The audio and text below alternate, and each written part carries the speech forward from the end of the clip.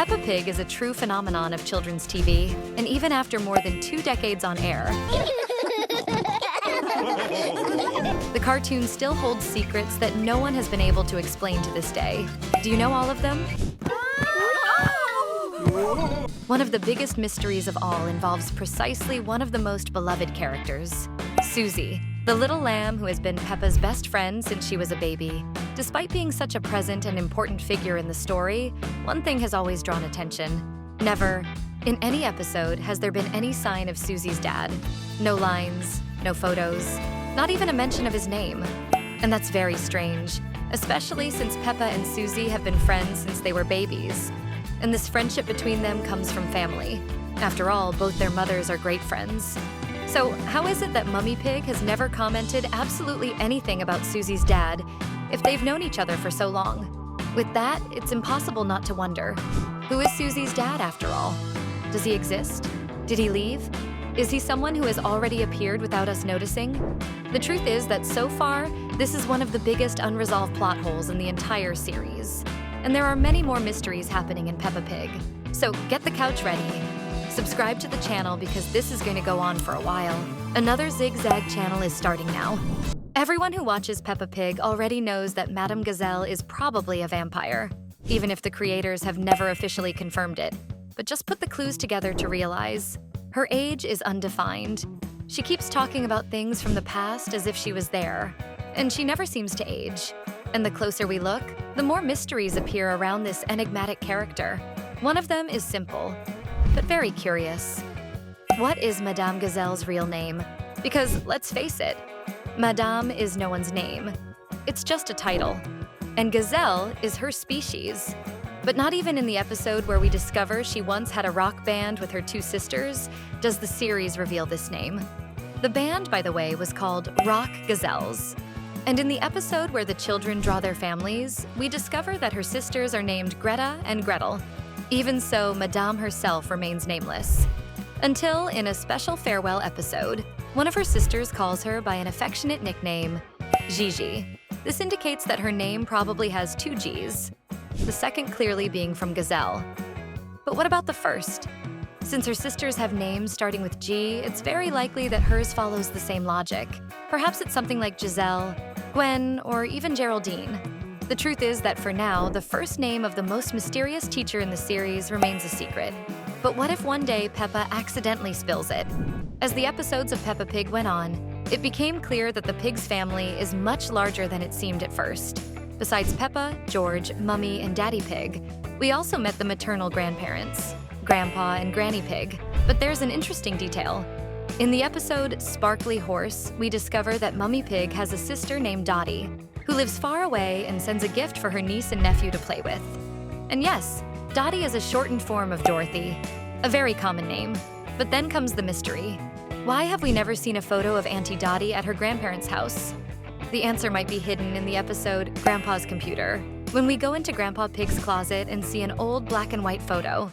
In it, 2 small children appear, a boy and a girl. The image seems very old, so we can rule out the possibility of them being Peppa or George. And that's where the doubt appears.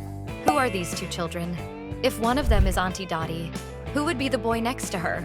This raised the suspicion that perhaps Grandpa Pig has another child, besides Mummy Pig and Dorothy. Auntie Dottie's appearance was finally confirmed in the special Thanksgiving episode, so this mystery was solved. But as for the supposed 3rd child, that one still remains unanswered. Do you think we will ever get this answer? Then comment the hashtag Uncle Pig so we can get to know you better. Now going to the other side of Peppa's family tree, we already know some members of Daddy Pig's family, like his brother, his wife, and their 2 children. It also became clear in some flashbacks that both Daddy and Mummy Pig studied together at the same school Peppa and George attend today. In fact, both of them were students of Madame Gazelle herself, which shows that they were very young at the time. And since children don't go to school alone, it's fair to imagine that Daddy Pig's parents lived in that same city. However, even with more than 300 episodes released, none of them have ever appeared. No sign of Peppa's paternal grandparents, not even a quick mention or a photo in the background of some scene. What does this mean? The simplest answer would be that they moved somewhere else. After all, if they were nearby, they would have shown up at some point. And since the cartoon gives no hint that they have passed away, And considering that they probably aren't that old yet, it's imaginable that they are alive and just living a quieter life. Perhaps on a very remote farm, or who knows, enjoying a luxurious retirement hopping from one cruise to another. Let's face it, that would be a great reason never to appear. In the universe of Peppa Pig, one of the biggest television stars is none other than Mr. Potato. He's practically a celebrity among the characters, sharing the spotlight with French Fry, another big name in the local media. And during the Christmas special, you can see that he's not alone. Mrs. Carrot, Blueberry, and even Sprout appear alongside him, as if they all formed a great troupe of charismatic vegetables. And although it's fun to follow the appearances of these characters, some even with superpowers like Super Potato, there's a question that never leaves the minds of viewers. How did vegetables and fruits develop consciousness and personality in this world? Because it's fine for animals to walk, talk, and live like humans. After all, at least they already make sounds in the real world. But vegetables? That's a step beyond. The series itself seems aware of this absurdity and even pokes fun at the situation. Like in that scene where Mr. Potato inaugurates the Physical Activity Center, and suddenly the children are in doubt whether or not they should eat vegetables, since one of them is the host of the event himself. In the end, no one explains where these characters came from or how they work. And let's be honest, after so many episodes, it was about time we had at least a clue, right? In the episode where Peppa's class visits the zoo, we meet two new characters, Mr. Lion and Mrs. Crocodile, who are precisely responsible for taking care of the animals there.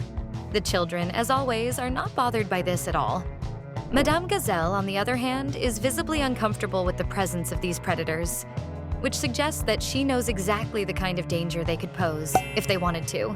And it's not only in this episode that we see behaviors that refer to the characters' natural instincts. There's that moment when Daddy Pig and Daddy Wolf decide to have a picnic and need to cross a river by boat. During the crossing, Wolf keeps repeating that he's hungry and gives Daddy Pig some unfriendly looks. You can pretend he's just thinking about the food in the basket. But look, his face says otherwise. Obviously, nothing happens. After all, the cartoon is for children. But the suggestion is there, in the air. The question remains, how do these characters control their wildest instincts? Did something similar to what happened in Zootopia also happen here? The answer is still a mystery. Now, speaking of mystery, you won't want to miss the next ones we're going to reveal, right? So go ahead and subscribe to the channel, because there's a lot more sinister and fun stuff coming. In one of the episodes, we discover that it can rain so much in Peppa's town that only the tops of the hills remain above water.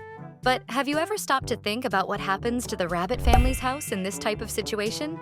Then the doubt hits. Does Rebecca's house get completely flooded during a flood? Or is it enough to keep everything well closed, doors and windows locked, to keep the water out? Because look, if the water level rises like that, it doesn't seem very safe to live inside a hill. Do you agree? These unanswered questions make you wonder, don't they? Are these just cartoon quirks, or do they hint at a deeper, more intricate lore? The next time you watch an episode, pay close attention. You might just uncover another piece of the puzzle.